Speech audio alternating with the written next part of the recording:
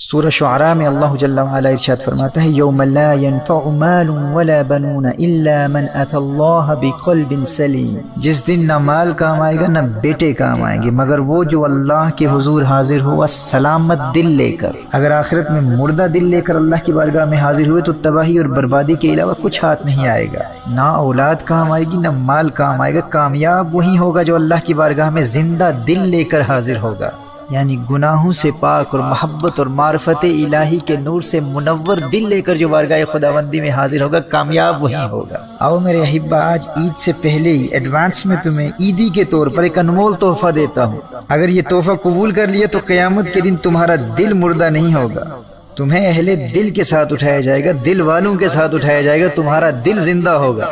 سنن ابن ماجہ کی حدیث ہے، میرے آقا صلی اللہ علیہ وآلہ وسلم نے ارشاد فرمایا، جس نے عیدین کی رات یعنی عید الاضحیٰ کی رات یا عید الفطر کی رات یعنی عید سے قبل رمضان المبارک کی آخری رات جس نے حصول ثواب کے لیے قیام کیا، اسے اللہ کیا مقام عطا فرمائے گا؟ اس دن اس کا دل مرے گا نہیں جس دن لوگوں کے دل مر جائیں گے۔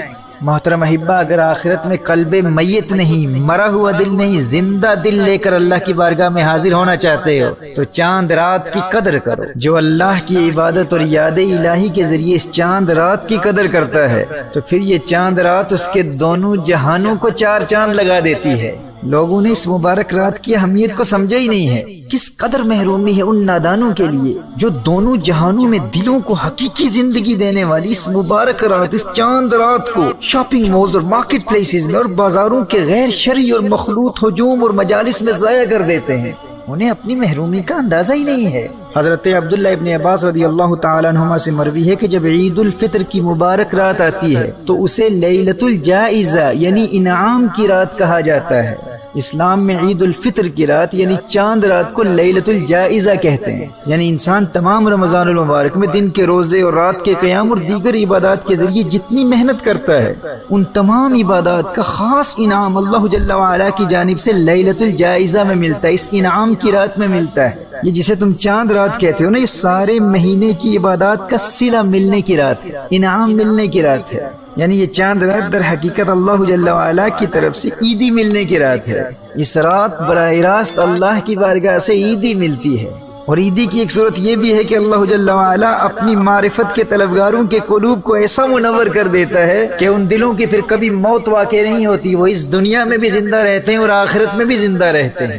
دیکھیے، جب عید آتی ہے نا تو لوگ اپنی اپنی حیثیت کے مطابق عیدی دیتے ہیں۔ کوئی خاندان کا بڑا شخص ہو، کوئی معروف شخص ہو، کوئی امیر یا کوئی سخی انسان ہو تو وہ اپنے مقام و مرتبے کے مطابق عام لوگوں کی بنسبت زیادہ عیدی دیتا ہے۔ تو بھائی اس کا کیا مقام ہوگا جسے اللہ کی بارگاہ سے عیدی ملتی ہو، جسے اللہ خود عیدی دیتا ہو۔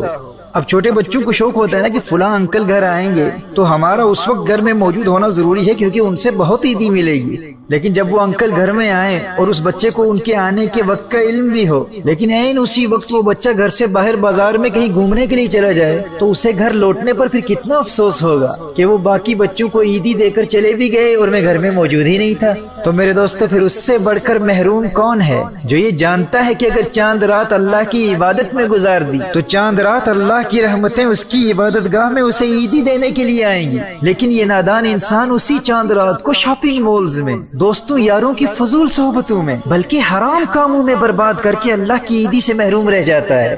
میرے بھائیوں، میری بہنوں، اس لیلۃ الجائزہ کی، اس انعام کی رات کی، اس چاند رات کی قدر کرو اور یاد رکھیے آخرت میں دلوں کو زندہ رکھنے کی فضیلت یہ ان دونوں راتوں کو حاصل ہے، عید الفطر کی رات کو بھی اور عید الاضحیٰ کی رات کو بھی۔ یہ دونوں راتیں اہل دل کی راتیں ہیں، دل والوں کی راتیں ہیں۔ ان مبارک راتوں میں شب بیداری کی فضیلت اس قدر ہے کہ حافظ ذکی الدین المنذری نے ترغیب و ترہیب میں حضرت معاذ بن جبل رضی اللہ تعالیٰ عنہ کی روایت نقل کی ہے۔ فرمایا جو ان 5 راتوں میں شب بیداری کرے اس کے لیے جنت واجب ہو جاتی ہے۔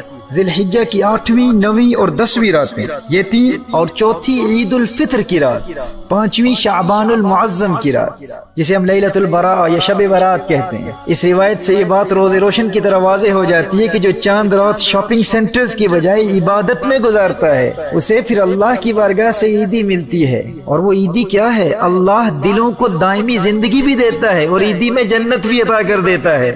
اس روایت میں یہی فرمایا کہ جو ان راتوں میں شب بیداری کرے پھر اس کے لیے جنت واجب ہو جاتی ہے۔